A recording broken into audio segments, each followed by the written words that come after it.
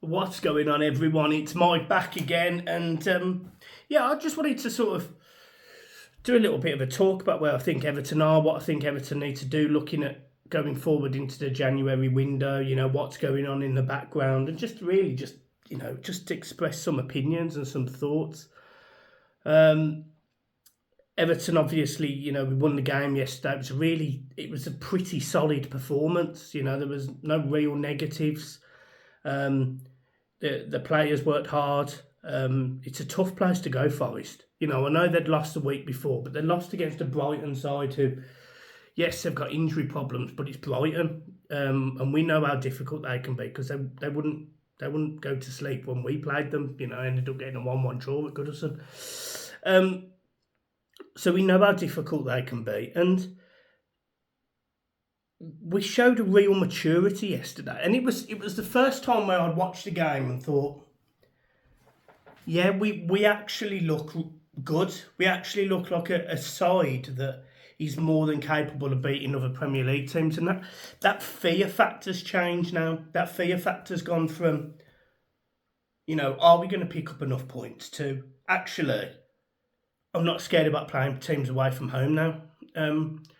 And even though we've only got 4 points at home this season, which is, our lowest, I think, in top flight history, or Premier League history at least, after 7 games, I think that's an easy change as well. So all of a sudden, I'm starting to feel quite positive about Everton and how we're going forward, and that is credit to Sean Dyche, a man that I ridiculed at the start of the season. 3 defeats at home to Luton, Wolves and Fulham I thought weren't good enough. Terrible performance away at Aston Villa. Poor performance against Arsenal at home, and then we weren't much better against Doncaster. These are games that I remember sitting there thinking, come on, Sean, we need to see a bit more than this. And I know he didn't have a striker in Calvert-Lewin. He actually at the time didn't have a striker at all. But I just expected to see a little bit more. He can be stubborn, Sean, but he seems to have sort of found a formula that works in away days, different to at home, and he's getting results. And there was 2 people that stood out for me in that formula yesterday, and one was James Garner, and the other one was Vitaly Mykolenko. They're 2 players that, although they're in different positions of the pitch, you do find that when Vitaly goes up on the left-hand side and he sort of progresses with the ball, or he looks for a cross, or he tries to support the left winger, you do find that Garner comes out to his side and tries to receive the ball. And you also notice that when he receives the ball, he's starting to look at spreading play, which is all very good, but it doesn't seem to happen at home. So it looks like it's a tactic that they're deploying in these games away from home. You're seeing that James Garner's getting on the ball more, carrying the ball, passing the ball through the lines, and the fullbacks are allowing him to do that by getting forward, giving them other options, creating a little bit more space, getting more dynamism in the middle of the park, which is something that under Lampard we lacked. So I'm really happy with where we are. I still think there's obvious improvements, of course there is, but this Everton team, if I'm not mistaken, and don't hold me against today's results because there was a lot of late goals, but I'm pretty sure Everton would be sitting 12th, if I'm not mistaken, after today, if there was no points deduction. And bearing in mind, when you talk about, we went away from home and got a point at Sheffield United, you'd argue that that's 2 drops. The Wolves defeat at home, the Fulham defeat at home, the Luton defeat at home. You can argue that Everton, they would feel they could have another 10 points to what they've got currently. And that obviously would make a massive difference on top of the 10 that's already been taken away. You could argue that Everton could be sitting on 27 points. And it wouldn't take a lot of changes, because all we actually needed in those games was a striker. Was a striker, was somebody to put the ball in the net. Even against Manchester United, we had more XG than they did. And I'm not one of these XG merchants, I'm really not, but the simple fact of the matter is, it is true. We're creating opportunities to score. We're creating and taking shots, and We just need a consistent goal scorer. Now whether that is Calvert-Lewin in the future or Beto steps in or even Chimiti improves with his age, Lewis Dobbin, whoever it is, the makings of a side that's capable is there. It's got solid foundations. I question the right back, but I don't understand why he doesn't play Patterson. I don't get it. I think it's a bad decision. But I'm not going to argue with him when he's got 4 away wins and a draw. So I'm not going to argue with him. Everton's away record actually would put us 4th in the league if it was just an away games. But our home record puts us 4th bottom. So that's chalk and cheese of you. So I think he's got a solid foundation. The middle two, Garner was good yesterday. Garner was good, and it was good to see because I've worried about Garner. Maybe age catching up with him, etc., etc. And you do get it. You can understand that. But he looked good yesterday. And then you got James Garner, who looked fantastic. The 2 wingers, look, I'm still on the fence about both of them this season. Yes, Jack Harrison delivers the ball and Dwight McNeil scores a goal, but I'm really not sold on either of them currently. So I'm a bit on the fence about them. And Beto needs to prove that he's a Premier League player. And that confidence is shot. But with Beto, you can almost say to him, stop stressing about scoring a goal. Just play the game. Just get on the ball. There's other players in this team now that can get a goal, but Decore, a set piece from Branthwaite or Mikalenko or, Tarkowski or, we've seen Ashley Young score in pre-season, for example, or, we've seen players score goals. So we're not just reliant on Calvert-Lewin now, and that again is a bit of credit to Dyche because he's managed to try and diversify the amount of goal scorers in Everton's team, and that is really, really positive. There is obviously some weak points. There's some areas that we need to improve. So firstly, I think the overall quality of some of the players in our squad, I think you could look to improve them. But again, I think you could probably get 2 better wingers than what we have. Also, the options on the bench, it's not big enough.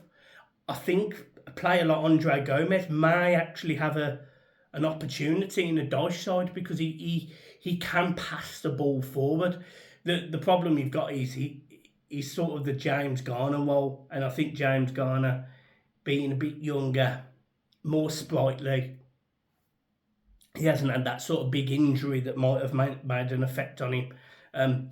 I think James Garner's a better option than Andre Gomez, but I can understand why he may have some minutes in the tank. So it'll be interesting to see how this team changes, and it's also interesting, what's going on with this 777 takeover because it's gone very quiet. They've not said anything since the 10-point deduction, and I understand why. The scrutiny that they must be under, and they seem to be under from other companies actually, is that their finances aren't great either. So how can they go and buy a Premier League team? I don't know. I'm not a businessman. But there's other groups of people that will happily hijack that move for Everton if they don't buy Everton, and I'd be fine with that. I'd be absolutely fine with that. But the worrying thing is, if nobody comes in and Mashiri's pulled the plug and the bills start getting left and not paid, then is administration looming? I don't know. I'm just surmising. But that's my one concern about the takeover. But it'll be interesting once we know what's going on with that. And then obviously on Friday, Everton launched their appeal against the 10-point deduction. It's going to be heard by a different panel. And what's important about that, in my opinion, is the fact that it is a different panel. The Premier League, I believe, don't have much to say. Andy Burnham has done a phenomenal job on talking about the situation and explaining the situation in essentially layman's terms and being able to get everyone entrenched in the dogfight, basically. Back and forth, official letters with the Premier League, being happy to do public speaking. He's gone on one podcast he did an interview for Sky, for example, which they silenced. The away fans are taking the corrupt posters, and the home games are exactly the same. So there's a lot being generated around this 10-point deduction, and just to firm up again, because fans from other teams seem to think that we're trying to say that we're not guilty. We are guilty. We are guilty. We are over the spending threshold, which I think was 105 million, by 19.5 million. So we are over. But that 19.5 relates to stadium loan payments. It literally has no impact on the playing squad whatsoever. And Everton have only got this wrong because they believed the 19.5 million was going to be traded off against things that we could have at the time, or perceived at the time, be traded off against, which was player X. We know the player who unfortunately wasn't able to be sold or play because of a suspension. Apparently it comes out that other Premier League teams actually still play players who have been investigated, which is absolutely unbelievable. But Everton did the right thing and didn't, so we got penalised for that. And we've also been penalised for the fact that the naming rights of the stadium, which is generating £10 million per year for the next 30 years, which was agreed. There was a £30 million agreement for the exclusivity of the rights of the naming deal 2 or 3 years prior, if everyone remembers. That is your 20 million. And it just seems a bit harsh saying, yeah, well, you've gone over. Those mitigating circumstances don't matter. We're going to hit you with 10 points, and it's just not fair. So that's what the whole kicking off is about. And then another couple of things just to mention is, we're going into a tough period of games. Our next away game is Burnley away, but our next 2 home games is Newcastle and Newcastle and Spurs.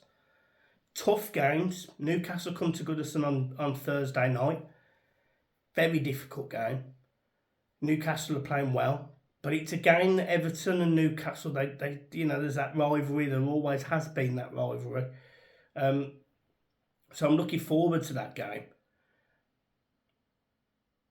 But if we could start to turn this home form around, we're not going to be in the bottom 3 very long. The 3 teams that are going down this season, as long as there's no more points deductions or anything else, is Luton, Sheffield United and Burnley. That's it. There's nobody else. Bournemouth against Villa today looked really good. I watched that game. They looked really good today, Bournemouth. They were unlucky not to get 3 points. They had loads of chances. Solanke and the other the other forward, it whipped balls across. Solanke should have scored an extra 2 goals today, but he didn't. So there's them 3 other teams. They're just not good enough. They're not good enough. And although I don't think they're going to do a Derby County, I still don't think they're going to finish on more than 20 points each. And Everton will. Even with a 10-point deduction, Everton will finish on more than 20 points. If this was last season, then yeah, we'd be down. But the fact it's this season, we're fine. And the fact that our points could be halved, even taken away, we're not going down. We're not going down. So, yeah, I just wanted to sort of summarise and throw a few things in there and talk about a little bit of stuff. There'll be another video tomorrow as always. Keep smiling. Up the toffees. Peace.